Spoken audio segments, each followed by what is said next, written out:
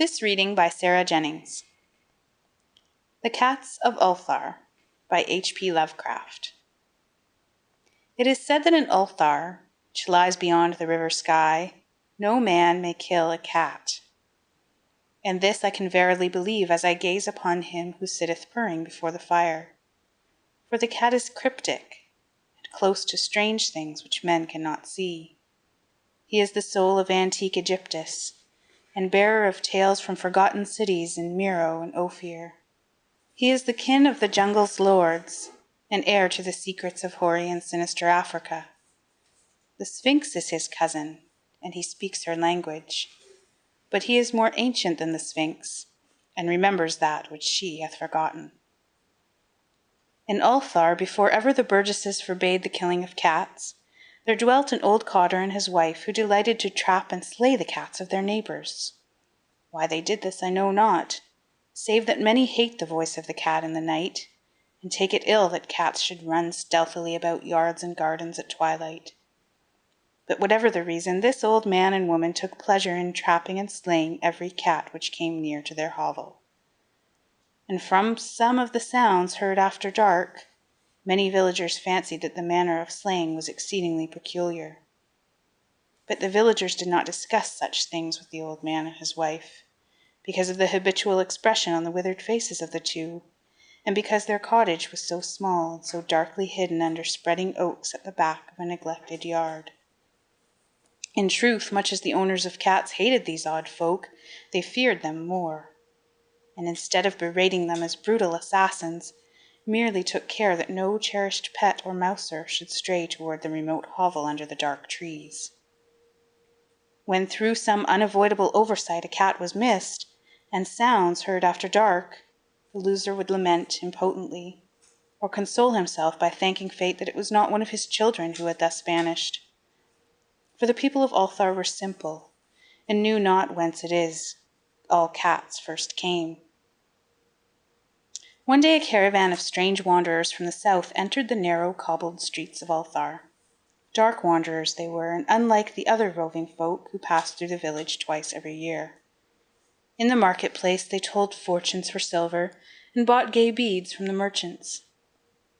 What was the land of these wanderers none could tell, but it was seen that they were given to strange prayers, and that they had painted on the side of their wagons strange figures with human bodies and the heads of cats, hawks, rams, and lions. And the leader of the caravan wore a headdress with 2 horns and a curious disc betwixt the horns. There was in this singular caravan a little boy with no mother or father, but only a tiny black kitten to cherish. The plague had not been kind to him, yet had left him this small furry thing to mitigate his sorrow, and when one is very young, one can find great relief in the lively antics of a black kitten. So the boy whom the dark people called Menes smiled more often than he wept, as he sat playing with his graceful kitten on the steps of an oddly painted wagon. On the 3rd morning of the wanderer's stay in Ulthar, Menes could not find his kitten, and as he sobbed aloud in the market-place, certain villagers told him of the old man and his wife, and of sounds heard in the night. And when he heard these things, his sobbing gave place to meditation, and finally to prayer.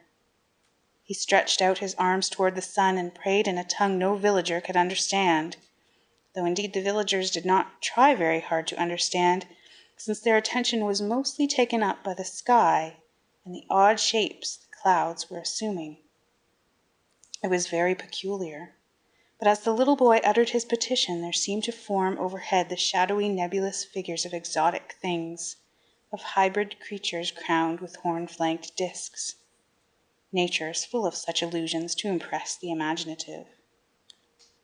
That night the wanderers left Ulthar and were never seen again, and the householders were troubled when they noticed that in all the village there was not a cat to be found. From each hearth the familiar cat had vanished. Cats large and small, black, grey, striped, yellow, and white. Old Cranon, the burgomaster, swore that the dark folk had taken the cats away in revenge for the killing of Menes' kitten, and cursed the caravan and the little boy. But Nith, the lean notary, declared that the old cotter and his wife were more likely persons to suspect, for their hatred of cats was notorious and increasingly bold. Still, no one durst complain to the sinister couple, even when little Athol, the innkeeper's son, vowed that he had at twilight seen all the cats of Ulthar in that accursed yard under the trees, pacing very slowly and solemnly in a circle around the cottage, two abreast, as if in performance of some unheard-of rite of beasts.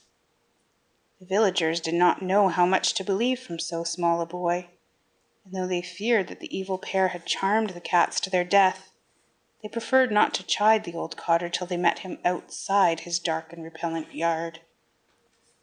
So Ulthar went to sleep in vain anger, and when the people awakened at dawn, behold, every cat was back at his accustomed hearth, large and small, black, grey, striped, yellow, and white, none was missing.